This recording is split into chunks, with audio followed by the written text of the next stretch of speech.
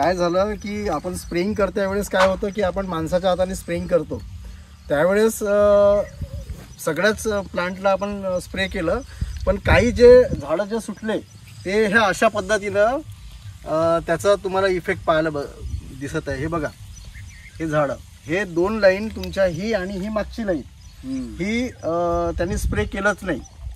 यातला आणि याचा डिफरन्स तुम्ही बघू शकता की आपण निकिता जे किसान सेवा केंद्र आहे, जे हैदराबादची जी कंपनी आहे, त्यांचे जे प्रॉडक्ट आहेत ते आपण बाकीच्या प्लांट्सवर मारलं आणि हे फक्त म्हणजे सुटले हे 2 लाईन. त्या 2 लाईनमध्ये तुम्ही त्यांचा फरक बघू शकता आणि साफ दिसेल तुम्हाला हे जे झाडांचं जे मुडलेलं कंप्लीट थ्रिप्स माइट्स मुडना वायरस मुडा आया.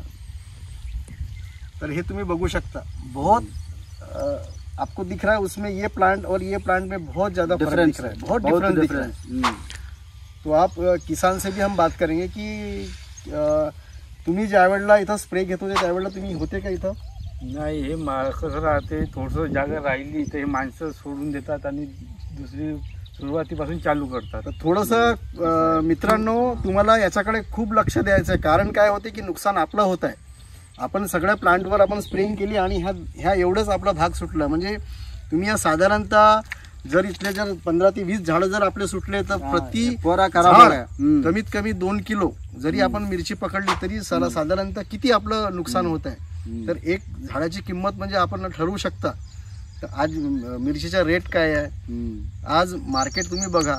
तर थोडंसं तुम्ही मित्रांनो तुम्हाला हे लक्ष देणं आहे की तुम्ही स्प्रे करत्या वेळेस थोडंसं मालकांनी लक्ष द्यायला पाहिजे आणि जो सर्वंट आहे त्यांनी पण लक्षात म्हणजे त्याला व्यवस्थित त्याला गायडन्स करून आपण स्प्रे करून घ्या.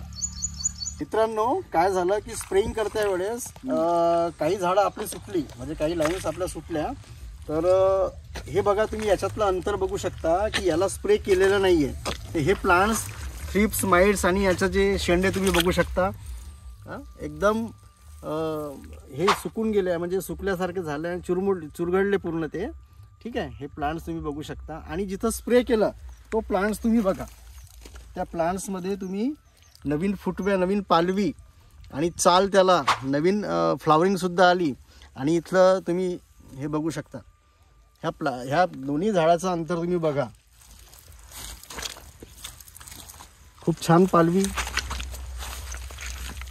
त्याला फ्लावरिंग तुम्ही बघू शकता. आणि 50 दिवसाचा प्लांट आहे, फक्त 50 दिवसाची मिरची आहे.